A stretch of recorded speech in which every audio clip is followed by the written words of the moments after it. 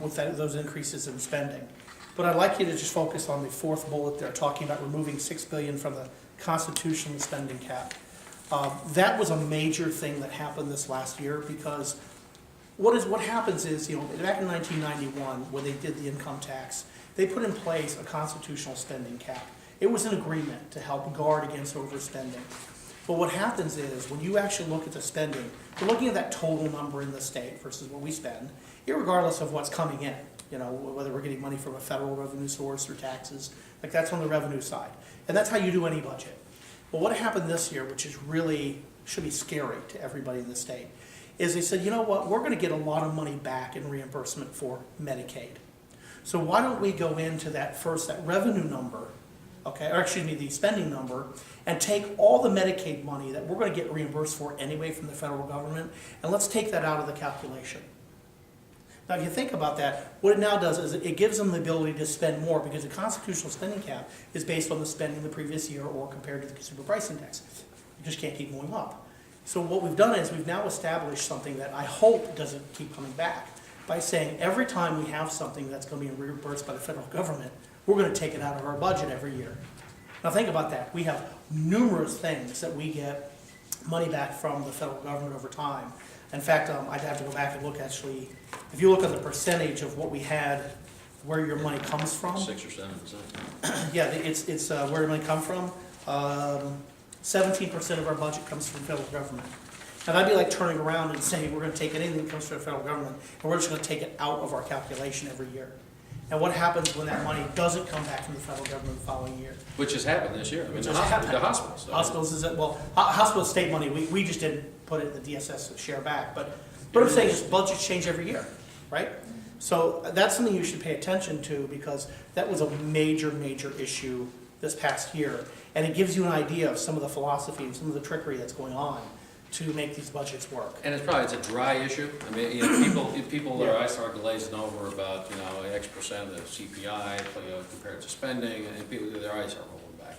Well, at the end, if you don't keep an eye on this ball, what happens is your spending goes up, your taxes go up, our debt burden goes up. It's the stuff that's been going on. And once we run up, and at least look at this year, once we run up on the guardrail, and we change the rules. And frankly, I was surprised by how little of an outcry there was beforehand in the press about what we were doing. But after the fact, like, oh, how did this happen? Right. I'm screaming about it for 3 months. But Dan's point is right. That's right. I mean, spending cap is spending cap. Wherever you get the money, that's your revenue issue. This is how much we're spending. So if you unless it's pure captive state money, they're not going to count it now. No, it's a gimmick. And one of the other major things, we're talking about borrowing the $750 million for day-to-day expenses. They always say we wouldn't borrow to keep the light bill on, but that did happen to some degree. And the other thing that was interesting that happened was, one of the major campaign promises of Dan Malloy was always gap accounting, that we were going to be able to switch over to that. Now, to do that, that required a big chunk of money in the bank, so to speak. So what they did this last session is said, all right, we'll borrow $750 million and we'll put it in that bank. But by the way, we'll attach a note to it that says, if we're really in a tight spot, we can spend it. So, the money goes in the general fund. It's a bond float that has a little, like Dan says, a little tiny note restriction on it that says, theoretically, we're taking this money out for gap reserve. However, if we need it, we can take it. So basically, it's borrowing money, throwing it in the pot, and using it.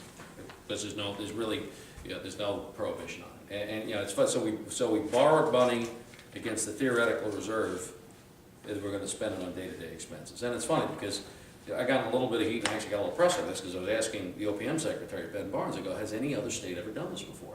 Has anyone ever borrowed money to achieve gap compliance? So there's a blank look on his face, and to his credit, he went and did the research, got back, and he goes, nope, we're the first. Have you guys done is this gap compliant? And I actually, my day job, I'm an attorney, so I deal with a lot of accounting types. They were of the opinion it probably doesn't count as toward gap, because it's not. They are unencumbered funds. If anyone can use them, it's not a reserve. A reserve means I got it over here, and I'm not going to use it in case something bad happens, as opposed to, well, it's all in the bank, don't worry about it. So that's what we did. So we highlight some of these issues. There's one other I'll throw out there, because it's always one of my favorites. one of the next slides is the transportation fund. You know, the money that comes from your gas taxes goes into a fund, and there's actually a schedule of how much they take out each year.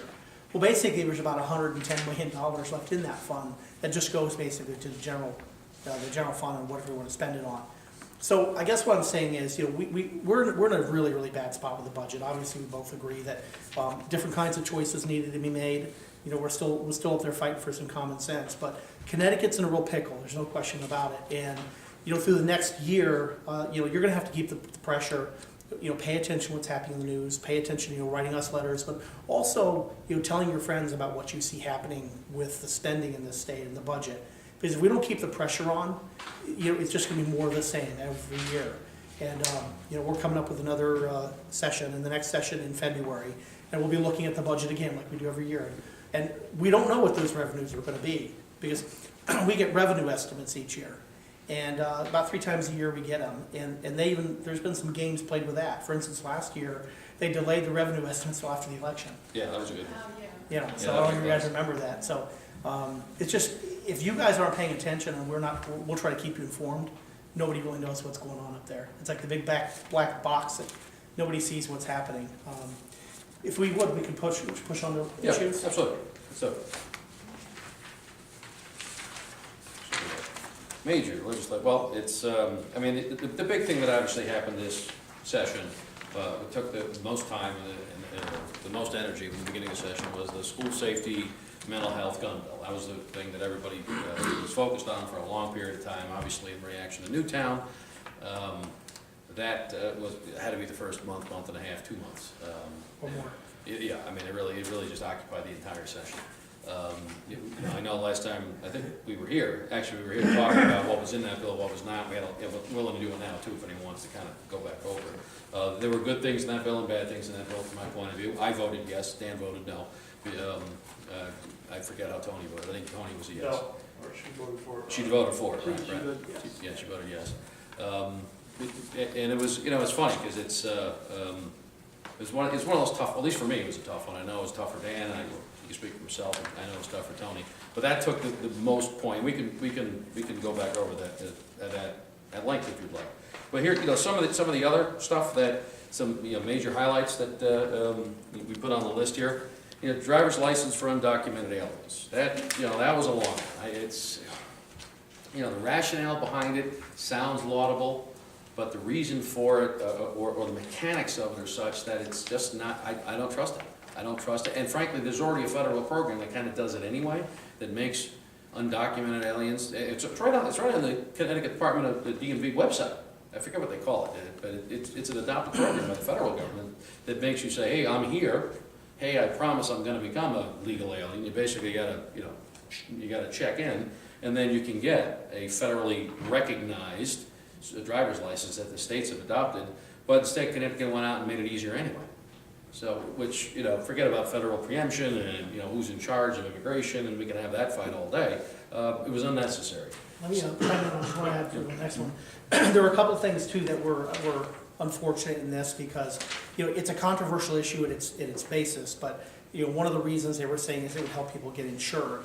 Obviously, there's really no great link to people being insured if they get the driver's license. That's one problem. But what was also done was we tried very hard to put some safeguards in place to say the license will look different than what a normal driver's license would look like. For instance, if you're 21, you know, the driver's license is sideways and all that. We wanted to put something on the front of it, or, you know, and unfortunately we couldn't even get that through. Because obviously, I mean, I feel the intentions were not honorable in what they're trying to do with this.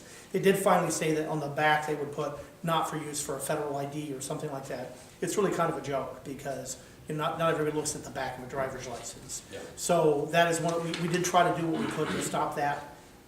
It would have gained more support if it were different than any other license, because I understand the need to have people who are able to go to work or do whatever, you know, I get that.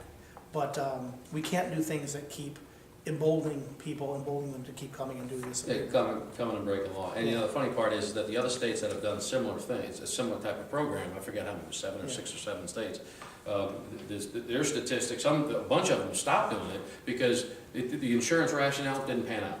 So the stated rationale for doing this, the research, the live experience from other states shows that